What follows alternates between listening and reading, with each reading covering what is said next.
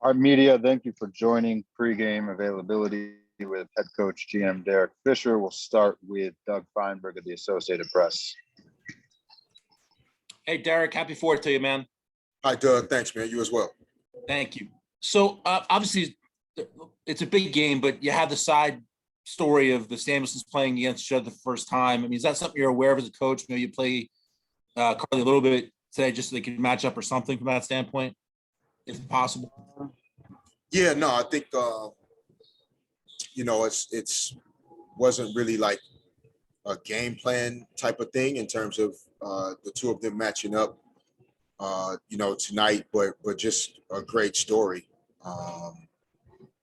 I think where our roster is and the fact that, Carly's here right now at this time and in a position where, she could see significant minutes on the floor with her sister, like, it's just great. Happy for, for Carly, especially. I mean, we'll have two sets of sisters in the building tonight that are all in the W. And, I know the W is really become a strong sisterhood. And, that'll be on full display tonight. I think Carly's route to this point has been the most disjointed and the most indirect. And so, just really happy for her and proud of the effort that she's put in and continue to pursue her dream and her passion. And she deserves to be here right now. So hopefully she'll go out and have some fun tonight. And just to follow up on the other sisters, any shot we'll see the Agumakes before the Olympic break, or are you going to sort of ease them back in an extra month to get them to recover with July? Yeah, I mean, we're still kind of like looking at it week by week. They're both getting stronger, getting better. We're not practicing much. So, I think without the practice time, we might get a couple of days, before going up to Seattle. But, we'll see. But we're definitely trying to gauge, right, the risk in terms of like, them playing a couple of games before the break, and is it worth the risk based on just where they are and where we are, and how do we continue to position ourselves to get stronger as the season goes on. So, hopefully we can get through tonight, compete really hard, lay everything out there, get through with all the healthy bodies, and then get a chance to kind of look ahead to next week and what the best approach will be there. Thanks, Derek. Thank you. Thanks, Doug. We'll go to Tukneen Nguyen with the LA Times. Hey, Derek. Nia Coffey has maintained a really impressive defensive effort in the last two games, but still scoreless in those two. So how do you get her going a little bit offensively while keeping her defense where it is?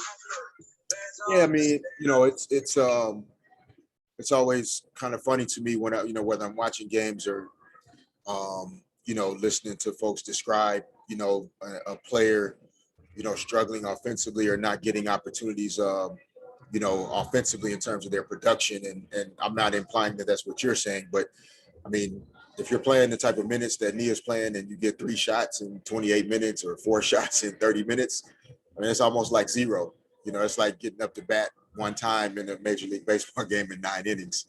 So, I think the best thing we can do to get her going offensively is, we have to move the basketball more, in the half court.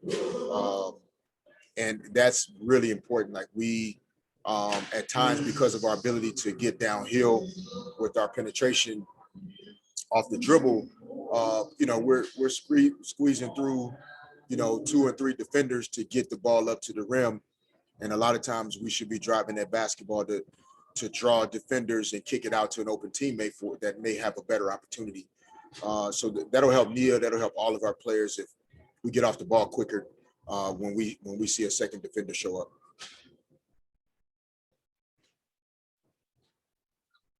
Time for 2 more. We'll go to John W. Davis, Insider.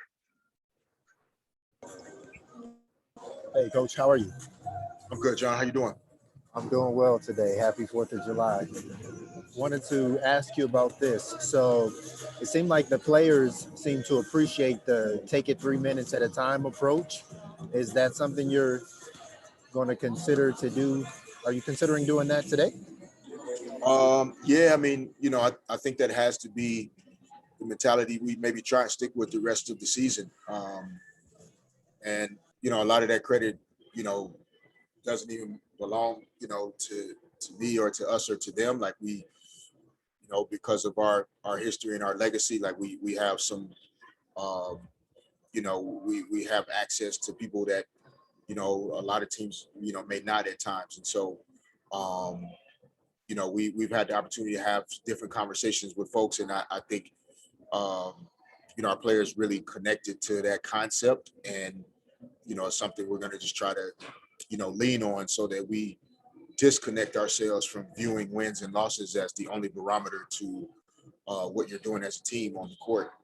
And, you know, whether we win games, we win 4 in a row, we lose 3 or 4 in a row, whatever it is, like if we can learn how to master our minds and our bodies and the way we approach possession by possession, 3 minutes at a time, the results will kind of take care of themselves. And, you know, we need to do a better job there. So, you know, we'll try to stick with it and see how it goes.